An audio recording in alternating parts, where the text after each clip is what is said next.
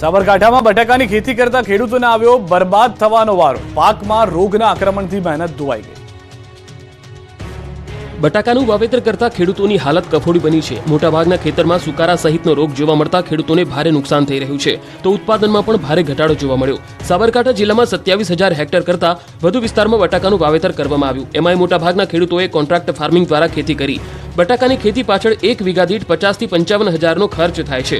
હાલની પરિસ્થિતિ એવી છે કે બટાકાના પાકમાં સુકારાનો રોગ જોવા મળ્યો, જેને લઈ બટાકાના પાન બગડી ગયા અને ખેતર જાણે કે સુકાઈ ગયું હોય તેવા દ્રશ્યો સર્જાયા। તો મૂળિયા પણ કોહવાઈ ગયા છે। એક બે નહીં, મોટાભાગના ખેતરોમાં સુકારાનો રોગ જોવા મળ્યો। બટાકાના વાવેતરના ખર્ચ ઉપરાંત 20 થી 25 હજારની દવાઓનો છંટકાવ કરવા છતાં પણ આ સુકારાનો નિવેડો આવ્યો નથી, જેના કારણે ખેડૂતોને ઉતારામાં ભારે નુકસાન જોવા મળ્યું। બટાકાની સાઈઝ સોપારી જેવી બની જતા ખેડૂતોની હાલત કફોડી બની છે। ત્યારે ખેડૂતો પણ હાલ તો બટાકા નીકાળી રહ્યા છે, ત્યારે બટાકાનું ઉત્પાદન ઘટી ગયું છે અને તેને લઈ ખેડૂતોને ભારે નુકસાન સહન કરવાનો વારો આવ્યો છે। ગત સિઝને 500 મણનું ઉત્પાદન થયું હતું, પરંતુ હાલ તો 250 થી 300 મણનું ઉત્પાદન થઈ ગયું છે। છોટાઉદેપુરના ભીખાપુરમાં એસટી બસ ન આવતા વિદ્યાર્થીઓ ખાનગી વાહનોમાં સ્કૂલે જવા મજબૂર।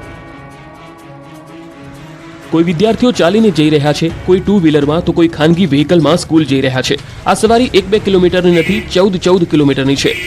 કહેવાતા વિકસિત ગુજરાતના આ દ્રશ્યો છે છોટાઉદેપુર જિલ્લાના અંતરિયાળ ગામ ભીખાપુરના। આ દ્રશ્યો ગામે ગામ એસટી બસ પહોંચી હોવાના દાવાની પોલ ખોલી રહ્યા છે। છોટાઉદેપુર જિલ્લાના અંતરિયાળ વિસ્તાર ભીખાપુર ગામમાં રહેતા બાળકોને સ્કૂલે જવા માટે બસની કે ટ્રાન્સપોર્ટેશનની સુવિધા નથી, જેથી બાળકોને ચાલતા જ સ્કૂલે જવું પડે છે, જેમાં સમયનો વેડફાટ તો થાય જ છે, સાથોસાથ બાળકોના અભ્યાસ પર પણ અસર પડે છે।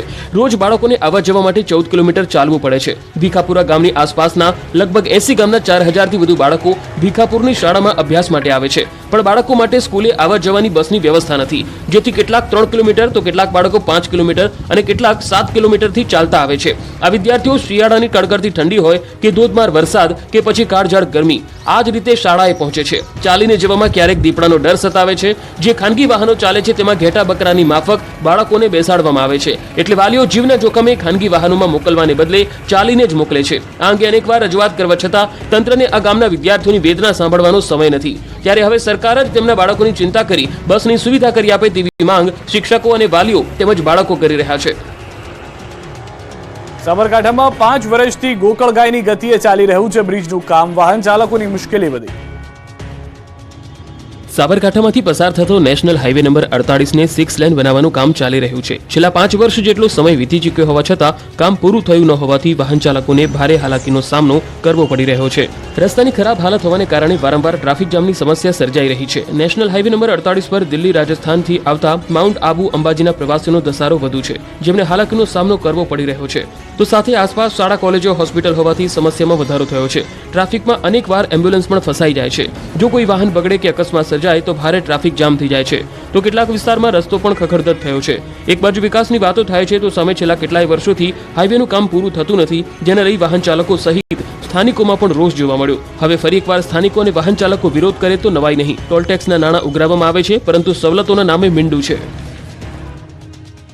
મોરબીમાંથી પકડાયો 22 લાખ રૂપિયાનો દારૂ।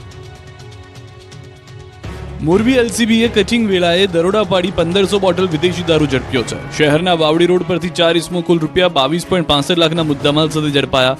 જુબેર માયક, અકરમ શાહમદાર, કિશન લવા અને સિકંદર મોવરની પોલીસે ધરપકડ કરી છે, જ્યારે અન્ય 6 ઇસમોની શોધખોળ શરૂ છે। વિદેશી દારૂનો જથ્થો સુરેન્દ્રનગરના ધાંગધ્રા પંથકમાંથી આવ્યો હોવાની ચર્ચા બાદ પોલીસ એક્શનમાં આવી હતી। અન્ય બુટલેગરો પણ વિદેશી દારૂનો જથ્થો લાવ્યા હોવાની લોકચર્ચા છે। નડિયાદમાં સારવાર માટે તબીબને બોલાવી લૂંટી લીધો। 3 લોકોએ કરી કરતૂત। સાહેબ, મારી દીકરી બીમાર છે, જલ્દી આવો। નડિયાદમાં દીકરીની બીમારીના બહાને ડોક્ટરને બોલાવ્યા અને ધાક ધમકી આપી રોકડ અને સોનાની ચેનની લૂંટ કરીને આરોપીઓ ફરાર થયા। મરીડાના ડોક્ટરને સારવારના બહાને એકાંત જગ્યાએ બોલાવી ધાક ધમકી આપી અને ₹50,000ની માંગણી કરી। ગળામાં પહેરેલી સોનાની ચેન બળજબરીપૂર્વક કઢાવી લીધી। આ ત્રિપુટીએ મરીડા ગામે વણકરવાસમાં રહેતા 27 વર્ષીય વિશાલ સંજીવકુમાર શાહને મોડી રાત્રે 9:15 વાગ્યાની આસપાસ બોલાવ્યા હતા। તબીબ વિશાલે પહેલા તો ઇનકાર કરી દીધો, પરંતુ આજીજી કરતા તબીબે ત્યાં જવાનું નક્કી કર્યું હતું। બાદમાં આ વ્યક્તિએ નડિયાદ મરીડા રોડ પર હિંગની ફેક્ટરી પાછળ ગેટ પાસે બોલાવીને લૂંટી લીધા હતા। આ ઘટના બાદ તબીબે 3 લોકો વિરુદ્ધ ફરિયાદ નોંધાવી છે। ભરૂચમાં પ્રેમિકા સાથે રંગરેલિયા મનાવનાર પ્રેમીનો પ્રાઇવેટ પાર્ટ બીજા પ્રેમીએ કાપી નાખ્યો। ત્રિપ્રાખ્યા પ્રેમની એક ધ્રુજાવી દેનારી હકીકત સામે આવી। પ્રેમિકાના કારણે 2 પ્રેમીઓ જાની દુશ્મન બની ગયા। ખતરનાક ઝઘડો થયો. પ્રેમિકા અને બીજો પ્રેમી એવી હાલતમાં પકડાયા કે બીજા પ્રેમીએ એનો પ્રાઇવેટ પાર્ટ કાપી નાખ્યો. બાદમાં પ્રેમિકા પર પણ ઘાતક હથિયારથી હુમલો કર્યો. બાદમાં ઘટનામાં આગળ શું થયું એ મુદ્દે વાત કરતા પહેલા આખી ઘટના સમજો. હચમચાવતી આ ઘટના ભરૂચના અંકલેશ્વરમાં બની. પ્રાપ્ત વિગતો પ્રમાણે ઘટના એક ફૂલ દો માલી જેવી છે, જ્યાં આંબોલની ગામની અનિતા છૂટાછેડા બાદ રાણીપુરા ગામના રોહન વસાવા સાથે લિવિનમાં રહેવા લાગી. અંકલેશ્વરના સારંગપુર ગામની યોગેશ્વર સોસાયટીમાં ભાડે ઘર રાખી બંને એકમેકના પ્રેમમાં સુખેથી સમય પસાર કરી રહ્યા હતા. માંડ 3 મહિના સાથે રહ્યા બાદ અનિતા અને રોહન વચ્ચે ઝઘડા થવા લાગ્યા. 2 દિવસ પહેલા બંને વચ્ચે એટલો ઉગ્ર ઝઘડો થયો કે અનિતાએ રોહનને ઘર છોડીને જતા રહેવા કહ્યું. ઉશ્કેરાયેલો રોહન પોતાના ગામ રાણીપુરા જતો રહ્યો. જો કે ગામમાં પહોંચતા જ એણે જોયું કે હિતેશ વસાવા ગામમાં નથી. તરત જ એને શંકા જતા એ રાત્રે ફરી સારંગપુર પહોંચ્યો અને અનિતાના ઘરનો દરવાજો ખટખટાવ્યો, પરંતુ એણે દરવાજો ના ખોલ્યો. આથી સવાર સુધી તે રાહ જોઈને ઘરની બહાર બેઠો. સવારે 5 વાગે જ્યારે દરવાજો ખુલ્યો ત્યારે તે અંદર જ પહોંચી ગયો. ઘરમાં જોયું તો અનિતા અને હિતેશ કડંગી હાલતમાં દેખાયા. પોતાની પ્રેમિકા અનિતા સાથે હિતેશને સહવાસ માણતો જોઈને રોહન લાલચોળ થઈ ગયો. તેણે આવેશમાં આવીને હિતેશ પર હુમલો કરી દીધો અને તેનો પ્રાઇવેટ પાર્ટ કાપી નાખ્યો, જેના કારણે હિતેશનું મોત થયું. બાદમાં રોહને અનિતાની પણ હત્યા કરી નાખી. તપાસમાં ખુલ્યું છે કે અનિતા 2 સંતાનની માતા હતી. છૂટાછેડા બાદ તેને અલગ અલગ 2 યુવકો સાથે પ્રેમ કરવો ભારે પડી ગયો. હત્યા બાદ રોહન ખુદ પોલીસ સમક્ષ પહોંચ્યો અને ગુનાની કબૂલાત કરી. વડોદરામાં તબીબોએ કર્યા કેસરિયા. મોટી સંખ્યામાં ડોક્ટર ભાજપમાં જોડાયા. લોકસભા ચૂંટણી નજીક આવી રહી છે ત્યારે ભાજપમાં જોરશોરથી ભરતી મેળો ચાલી રહ્યો છે. નેતાઓ તો ભાજપમાં જોડાઈ રહ્યા છે ત્યારે વડોદરામાં તબીબોએ પણ કેસરિયા કર્યા. ભાજપ દ્વારા પગ જોડો અભિયાન અંતર્ગત આઈએમએ સેન્ટર ખાતે મોટી સંખ્યામાં તબીબોએ ભાજપનો ખેસ પહેર્યો. શહેર ભાજપ પ્રમુખ ડોક્ટર વિજય શાહે તબીબોને ભાજપનો ખેસ પહેરાવ્યો. કાર્યક્રમમાં standing committee chairman doctor Shital Mistry, doctor Hitendra Patel પણ હાજર રહ્યા. મોટી સંખ્યામાં તબીબોએ ભાજપનો ખેસ પહેર્યો હતો. આપણું ગુજરાતમાં અત્યારે બસ આટલું જ. આપ જોતા રહો ગુજરાતની number 1 news channel news 18 Gujarati.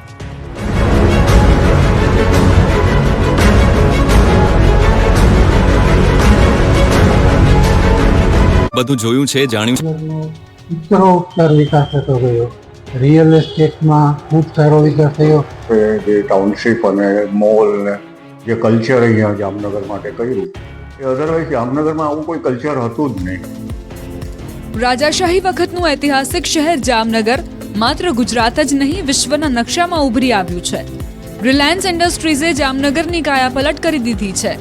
Jamnagar શહેરમાં મોટાભાગે બ્રાસ ઉદ્યોગ ક્ષેત્રે નાના મોટા એકમો ચાલતા હતા. જો કે વર્ષ 2000માં જામનગરના પાદરામાં મોટી ખાવડી નજીક રિલાયન્સ ઇન્ડસ્ટ્રીઝની ધીરુભાઈ અંબાણીએ સ્થાપના કરી અને ત્યારથી જ જામનગર શહેર અને જિલ્લાની કિસ્મત પલટાઈ. રિફાઇનરી સાથે વિવિધ એકમમાં મોટી સંખ્યામાં લોકોને રોજગારી મળી. વિકાસના કાર્યોની હારમાળા સર્જાઈ.